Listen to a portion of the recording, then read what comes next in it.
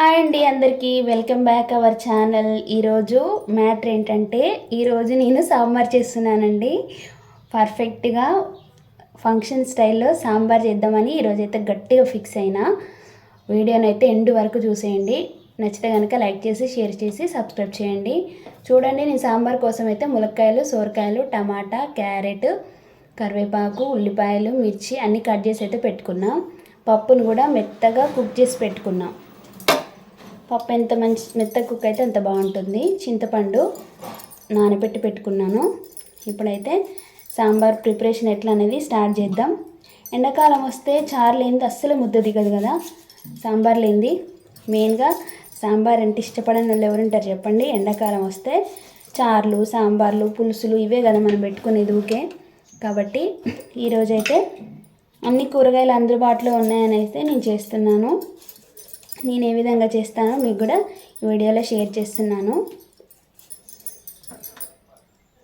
ఇలా చేయండి, తప్పకుండా కుదురుతుంది. ముందైతే ఆయిల్ హీట్ అయిపోయింది. ఇందులో పోపు దినుసులు వేస్తున్నాను. జీలకర్ర, ఆవాలు,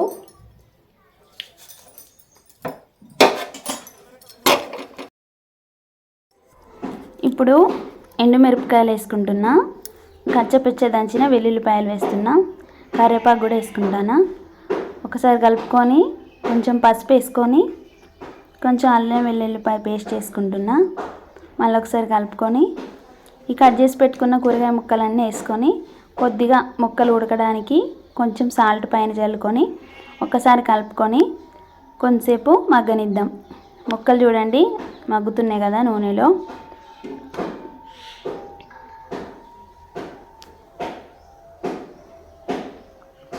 ఇప్పుడు ఈ ముక్కలు మగ్గిన తర్వాత ఇందులో కారం వేసుకుంటున్నా.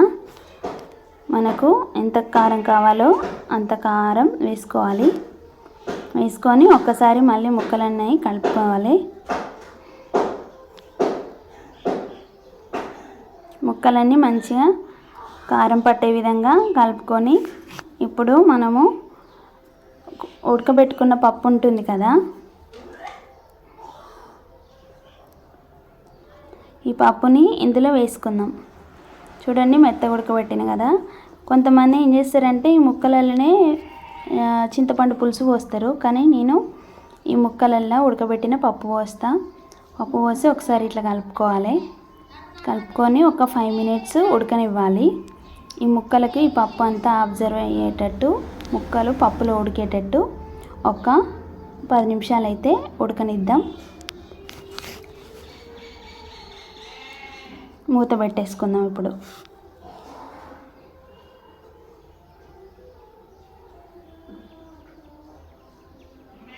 ఒక్కసారి చూద్దాం.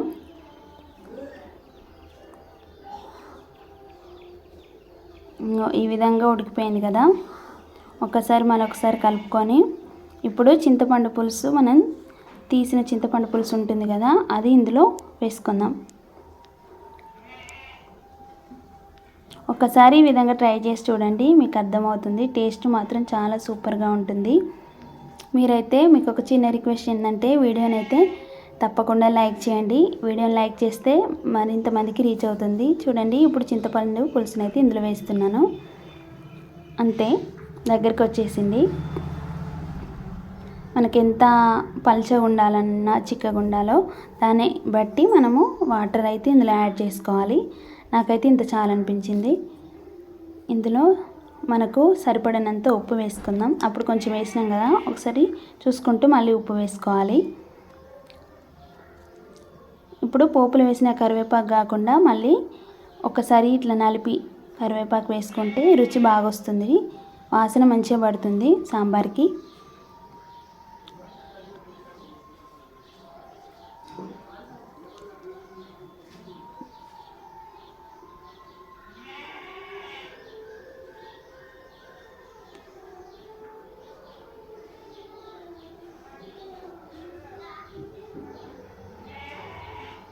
ఇప్పుడు సాంబార్ మసాలా వేసుకుంటున్నా.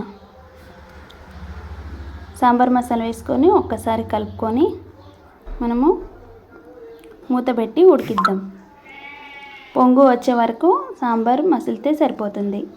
అంతే, సాంబార్ అయితే మసిలిపోయింది.